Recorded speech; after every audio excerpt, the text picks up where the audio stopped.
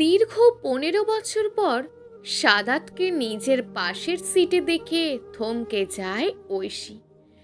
এক দৃষ্টিতে তাকিয়ে থাকে লোকটির পানে, চোখের পলক অবধি ফেলে না। পলক ফেলার সময়টুকুও যেন বহু মূল্যবান।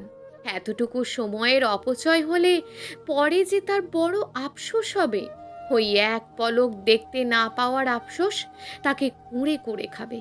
মেয়েটির চাহনি দেখে যে কেউ বলে দেবে কত শত বছরের তৃষ্ণা ওই চোখ দুটোতে। সত্যিই তাই, লোকটিকে দেখার তৃষ্ণা তার আজন্ম গাঁথা। অথচ তিনি ভীষণ নিষ্ঠুর নির্দয় এক মানব। তার বুক ফাটা তৃষ্ণাকে উপেক্ষা করে পালিয়ে গিয়েছিল দূরে, বহু দূরে, এতটাই দূরে যে তার নাগালের একদম বাহিরে। তখন কত জায়গায় সাদাতকে খুঁজেছিল ঐশী, তা একমাত্র সে ও সৃষ্টিকর্তাই জানেন। এতদিন পর নিজের এত কাছে পেয়েছে ওনাকে, তবুও কাছে যাওয়ার সাহস পায় না ঐশী। যদি আবারও সাদাত পালিয়ে যায়, তাকে দেখে চট করে বাস থেকে নেমে পড়ে, তখন সে তো এক পলক দেখতেও পারবে না। আর তার চেয়ে বরং সে সারা রাস্তা দাঁড়িয়ে যাবে, তবুও তো নিজের একমাত্র ভালোবাসার মানুষটির দেখা পাবে। এতে তার দীর্ঘ খরার তৃষ্ণা না মিটুক, একটু তো হৃদয় ভিজবে। ঐশীর দৃষ্টি ও মনোভাব দুটোই হয়তো বুঝে গিয়েছিলেন সাদাত স্যার। ব্যগ্র ওই চোখ দুটোতে নিজের চোখ মেলান তিনি। কত গভীর ক্ষত রয়েছে সেই শূন্য নয়নে ঢের বোঝেন সাদাত স্যার। এতদিনেও নিজের প্রতি মেয়েটির প্রচণ্ড ব্যাকুলতা দেখে খারাপ লাগে ওনার। তপ্ত শ্বাস ছাড়েন তিনি, এক হাত উঁচু করে ইশারায় কাছে ডাকেন মেয়েটিকে। নিজের চোখকে যেন বিশ্বাস করতে পারে না ঐশী। যে মানুষটা একসময় তার থেকে পালিয়ে গিয়েছিল, আজ সে নিজে থেকেই তাকে ডাকছে। তড়িঘড়ি করে কাছে যায় ঐশী। নত মাথায় শানিত স্বরে সালাম দেয় সে। প্রত্যুত্তরে স্মিত হাসেন সাদাত স্যার। ওনার পেশাগত জীবনে স্টুডেন্টদের থেকে বেশ সম্মান পেয়েছেন উনি। এই যে ওনাকে দেখলেই সবাই মাথা নিচু করে ফেলে, এটা বেশ পুলকিত করে ওনাকে। রাশভারী গলায় সালামের জবাব নেন তিনি। চোখের চশমাটা অনামিকা আঙুল দ্বারা আরেকটু ঠেলে দিয়ে বলেন, এটা তোমার টাকা দিয়ে বুক করা সিট, এখানে বসার সম্পূর্ণ হক আছে তোমার। পাশের সিটে কে আছে না আছে তা নিয়ে দ্বিধা করার কিছু নেই। শিক্ষক ছাত্রী পাশাপাশি সিটে, আপনার অসুবিধা হবে না স্যার? তোমার অসুবিধা না হলেই হলো, যদি একান্তই সমস্যা বোধ করো তো বলো, আমি না হয় দাঁড়িয়ে যাই। ছি স্যার, তা কি করে হয়? এটা চরম বেমানান কাজ হয়ে যাবে।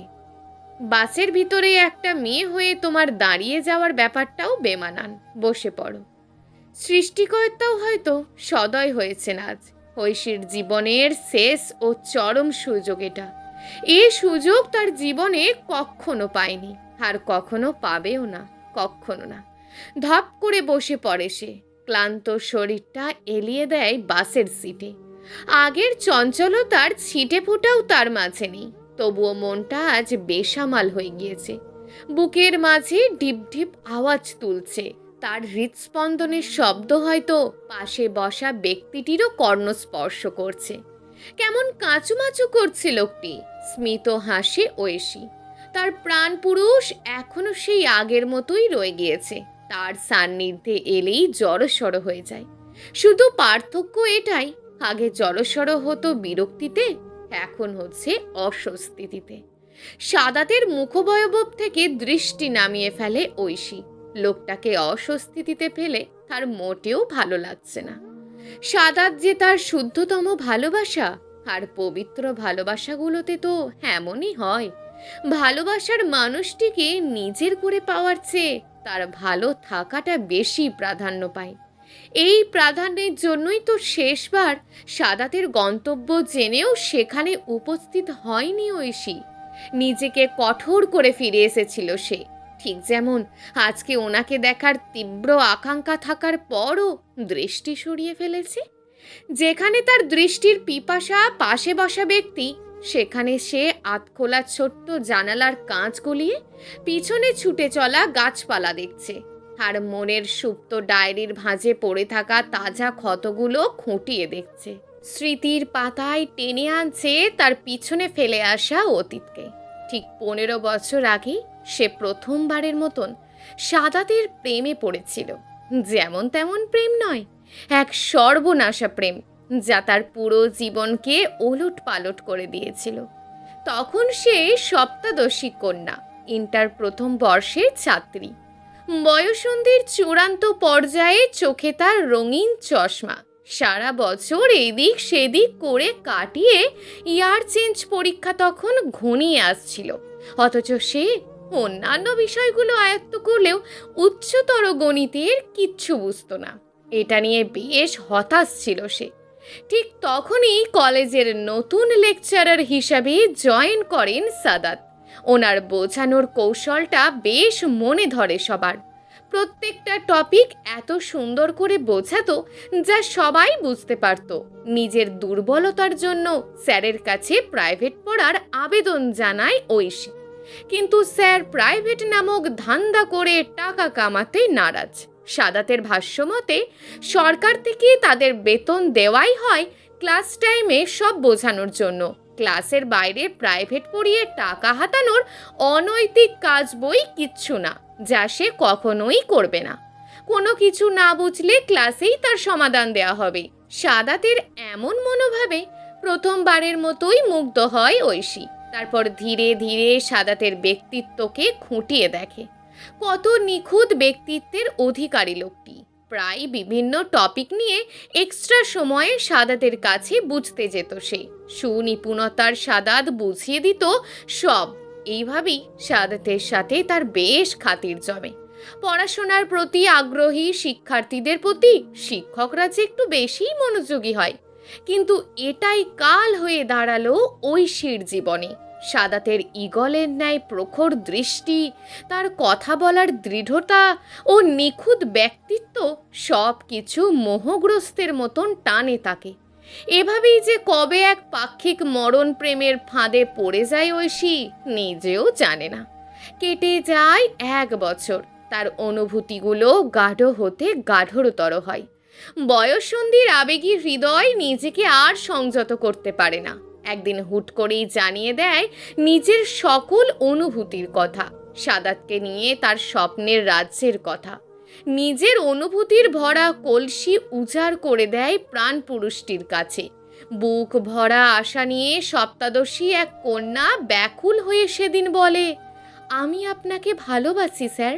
ঠিক যতটা ভালোবাসলে শূন্য পেটেও সুখ অনুভব করা যায় ততটা ভালোবাসি। যতটা ভালোবাসলে সর্বাঙ্গে কলঙ্কের রাজত্ব বিরাজ করলেও পরাণ জুড়িয়ে যায় ততটা ভালোবাসি। যতটা ভালোবাসলে মৃত্যুর দুয়ারে থেকেও মানসিক শান্তি পাওয়া যায় ততটা ভালোবাসি। যতটা ভালোবাসলে তার উপরে আর ভালোবাসা যায় না ততটাই ভালোবাসি। এই ভালোবাসা আমাকে এলোমেলো করে দিয়েছে স্যার। আমার হাতটা ধরে একটু গুছিয়ে নেবেন আমাকে।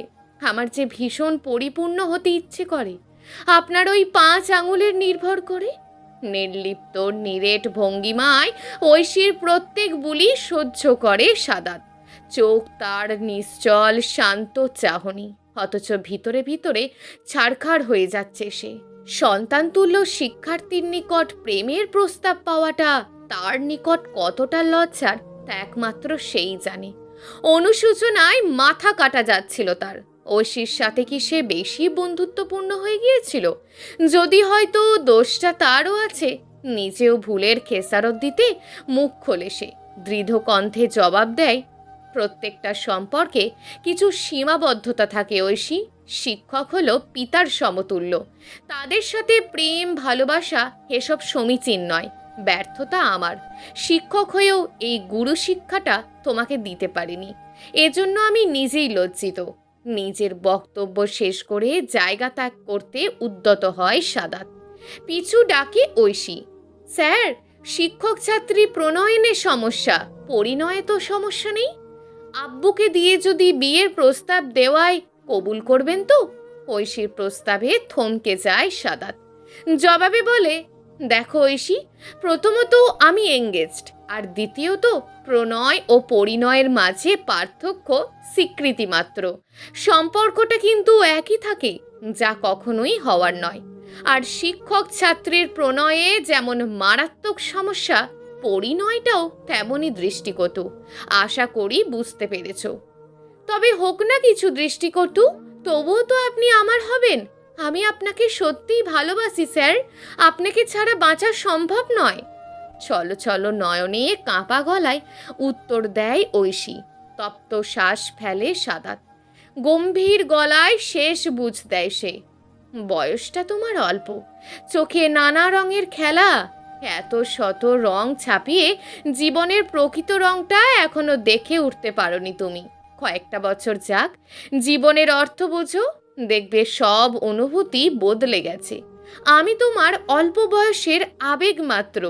কিছুদিন গেলে এ আবেগ কেটে যাবে, আমাকে আর মনে পড়বে না। তখন বুঝবে বাহ্যিক দৃশ্য তো এই রঙিন অধ্যায়টা জীবনের আস্ত একটা ভুল ছিল, যা তোমার জন্য সারা জীবনের লজ্জা হয়ে থাকবে। একসময় নিজের উপযুক্ত কাউকে ঠিকই পেয়ে যাবে, আমাকেও ভুলে যাবে। আমি চাই না এই বিষয়টা নিয়ে আমাদের আর কোনো কথা হোক। আমার ব্যক্তিত্ব বিসর্জন দিয়ে তোমার সাথে রূঢ় আচরণ করতে বাধ্য করবে না। আমি তোমার অসুস্থ মস্তিষ্কের প্ররোচনা মাত্র। দোয়া করি দ্রুত সেরে ওঠো আর ঠিকঠাক পড়াশোনা করো, অনেক দূরে গিয়ে যাও। শুভ কামনা রইল। ঐশীর সাথে সেটাই শেষ কথা ছিল সাদাতের। তার কিছুদিন পরই বদলি হয়ে অন্য কলেজে চলে যায় সাদাত। ঐশীর থেকে অনেকটা পালিয়েই গিয়েছিল বলা চলে, আর কখনো দেখা হয়নি তাদের। কতদিন কত জায়গায় সাদাতকে খুঁজেছে ঐশী, পেয়েও গিয়েছিল, অথচ কাছে যায়নি। ফিরে এসেছে নিজের বাড়িতে। যে চলে যেতে চায় তাকে আটকানোর কিছু নেই। কিন্তু অসুস্থ হয়ে পড়ে সে। জীবনের প্রথম প্রেম হারানোর যন্ত্রণা চুরমার করে দেয় সপ্তাদশীকে। বুক ফাটা আর্তনাদ একাই ভোগ করে। কাটিয়ে দেয় অসংখ্য নির্ঘুম রাত। আস্তে ধীরে সময় গড়ায়, অনেকটা মানসিক রোগীর মতন হয়ে যায় সে। ঠিক তখন সে উপলব্ধি করে সাদাতকে ভোলা দরকার। নিজের সর্বোচ্চ দিয়ে চেষ্টা করে ঐশী। পড়াশোনা নিয়ে ব্যস্ত হয়ে পড়ে, পরীক্ষায় খুব ভালো রেজাল্ট করে, ভালো প্রতিষ্ঠানে অ্যাডমিশন নেয়, ক্লাস পড়াশোনা এসবের পাশাপাশি পার্ট টাইম জব নেয়। পুরোটাই নিজেকে ব্যস্ত রাখার প্রচেষ্টা। একটু ফাঁকা সময় পেলেই যে সাদাত নামক যন্ত্রণা পুড়িয়ে মারত তাকে। নিজেকে সারা দিন ব্যস্ত রেখে ওই সময়টুকু সাদাতকে ভুলে থাকলেও রাতে ঘুমাতে যাওয়ার সময় ঠিকই স্মৃতির পটে লোকটা প্যারা দিতে চলে আসতো। চোখের কার্নিশ ভিজত প্রতি রাতে, একসময় ঘুমিয়ে যেত। দীর্ঘ 15 বছর হলেও এভাবেই দিন কাটছে তার। কলেজ ভার্সিটি ডিঙিয়ে এখন বেশ ভালো একটা সরকারি চাকরি করছে সে। তার জীবন এখন সব দিক দিয়ে পূর্ণ, শুধুমাত্র একটা অপূর্ণতা রয়ে গিয়েছে, সেটা ভালোবাসার। বয়সটা 30 পেরুলেও বিয়ে করেনি সে। কেবল মাত্র শরীর স্পর্শ করার স্বামীর প্রয়োজন বোধ হয়নি তার। এ কারণে আজও সে একা। জীবনে অন্য পুরুষ তার হৃদয় ছুঁতে পারেনি। হৃদয় তো ছুঁয়েছিল সেই একজনই, সে সাদাত। তার সারা জনমের হাহাকার, যা কখনোই পূরণ হওয়ার নয়। এটা ভাবতেই বুকটা মোচড় দিয়ে ওঠে মেয়েটির। তার জীবনটা কেন এমন হলো? সে কেন পেল না তার ভালোবাসার মানুষকে? কোথাও তো কোনো কমতি ছিল না। হঠাৎ উন্মাদের মতন হয়ে যায় ঐশী। দম বন্ধ হয়ে আসে তার, জোরে জোরে শ্বাস ফেলে। এই মানুষটার পাশে থাকলে নির্ঘাত অঘটন হয়ে যাবে, পুরাতন ক্ষতগুলো তাজা হয়ে উঠবে। সে আর চায় না শুকিয়ে যাওয়া ক্ষতকে টেনে বের করতে। মাঝ পথে বাস থামিয়ে নেমে পড়ে সে। অকারণেই হাঁটা দেয় একদিকে। এলোমেলো চিন্তারা মস্তিষ্কে চাপ দেয়। নিজের অবস্থান দেখে তাচ্ছিল্য বড়া হাসি দেয় সে। ঘাড় ঘুরিয়ে ছুটে চলা বাসের পানে তাকিয়ে বলে, একসময় আপনি আমার থেকে পালিয়ে গিয়েছিলেন স্যার, আজ আমি আপনার থেকে পালিয়ে আসলাম। তবুও থেকে গেলেন আমার বুক ছেঁড়া আর্তনাদ হয়ে, আমার সব কিছুতে পূর্ণ জীবনের অপূর্ণতা হয়ে। আপনি থেকে গেলেন আমার হৃদয়ের অসহ্য যন্ত্রণা হয়ে।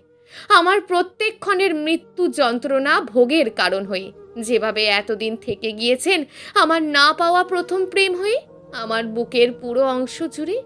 আপনি বলেছিলেন আমি আপনাকে ভুলে যাব, অথচ আপনি জানতেন না আপনাকে ভোলানোর মতন দ্বিতীয় কোনো পুরুষ এই পৃথিবীতে জন্মায়নি। আপনি বলেছিলেন আপনি আমার অসুস্থ মস্তিষ্কের প্ররোচনা, অথচ এটা কখনো বোঝেননি এই অসুখের একমাত্র ঔষধ আপনি। আমি বলেছিলাম আপনাকে ছাড়া বাঁচব না, অথচ দেখেন আজও বেঁচে আছি।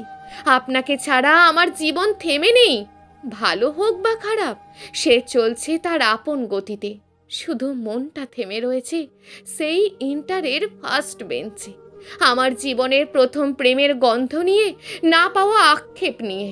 এটাই হয়তো সারা জীবনের, যুগ থেকে যুগান্তরের। জানি আপনি কখনো আমার হবেন না, তবুও ভালোবাসতাম, ভালোবাসি এবং ভালোবেসেই যাব। সমাপ্ত। প্রিয় দর্শক, যদি আজকের গল্পটি আপনাদের ভালো লেগে থাকে তাহলে ভিডিওটিতে অবশ্যই একটি লাইক করে আপনার মূল্যবান একটি কমেন্ট করুন। আর হ্যাঁ, চ্যানেলটিকে যদি সাবস্ক্রাইব করে না রাখেন তাহলে চ্যানেলটিকে অবশ্যই সাবস্ক্রাইব করে আমাদের পাশে থাকুন। দেখা হবে আগামীকালের নতুন এবং আকর্ষণীয় গল্প নিয়ে। ধন্যবাদ।